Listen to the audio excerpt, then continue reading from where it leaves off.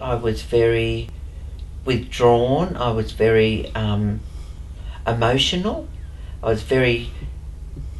I had a lot of fear of people. I was so trapped with the fear and of just everything and everybody. It was a really. It spiraled down for me. It was gradual, and for me it was and the behaviours were for me very, I was moody, I was angry, I was 1 minute high, loved life, and then I became, very locked up in my room, crying a lot. Yeah, it was a gradual thing for me, the spiral going down. Yes, it was over a period of time, and look, it was many years, because I've lost many years where I didn't realise that I was in depression, and that was from childhood growing up and not identifying that I had depression. So I just suppressed it until later on in years when it was about, self-acceptance for me. It was about learning just how to feel comfortable in my own skin. And I didn't identify any depression or any issues. I knew I had all these behaviours and but I didn't know that I was in depression. I didn't know. I was just getting up and doing the next best thing every day, and then until I ended up in a clinic, which and then took me on to medical doctors. It was beginning of recovery for me, because I knew that the life that I was living had to change, and that I was being, for me it was all about being comfortable in my own skin and self-acceptance, and the journey began for me when I came out and I realised I'd identified that I had other addictions, and that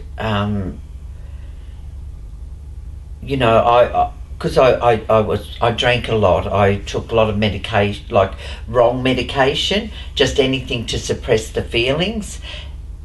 And for me, it was like until I went and I said to my doctor, I've just come out of a clinic, and he said, look, it seems like you're in depression. So also with that help, I went into to drug and alcohol counselling too, which gave me some awareness about who I am today. So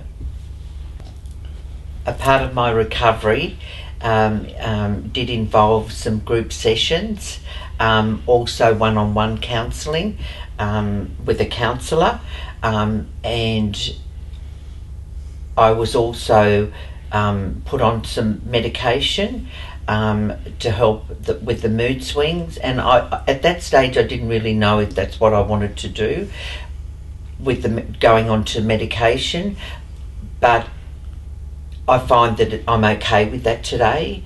Some people don't go that way, but look, I really needed help, and it just gives me a good sense of being today and a balance, and I still today go to support groups and recovery groups and places where I can go and share my story and be with others.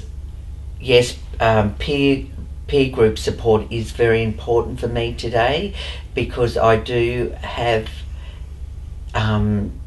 I have people in my life. I feel I've been loved back to life. I'm not lonely. Loneliness was a big part of my depression, not feeling worthy, and so today having friendships and other people support, they're my support group, other friends that are on the recovery train with me. They're the people that that I feel really grateful for today in my life. The real difference for me today is that I feel happy, I feel motivated, I'm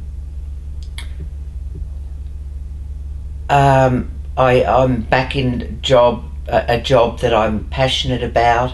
You know, the thing I think that covers it all for me is that I love life. I've got a life back that's, you know, beyond my wildest dreams, and you know, I feel okay about life in general, about myself, about I'm happy. You know, I've gone through that really dark, deep despair. You know, to get out of that, you know, that sadness, feeling like I was always in pain, grieving for the loss of some, you know, it's so much sadness in my life. But today, you know, it's manageable.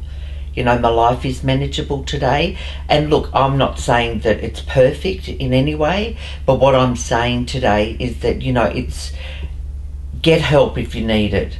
There are programs out there that can help you, and you know, give you a new life. You know, give you a life that's just more comfortable. You know, you're at peace with things. And look, you know, from where I've come from and where I am today, you know, I feel blessed.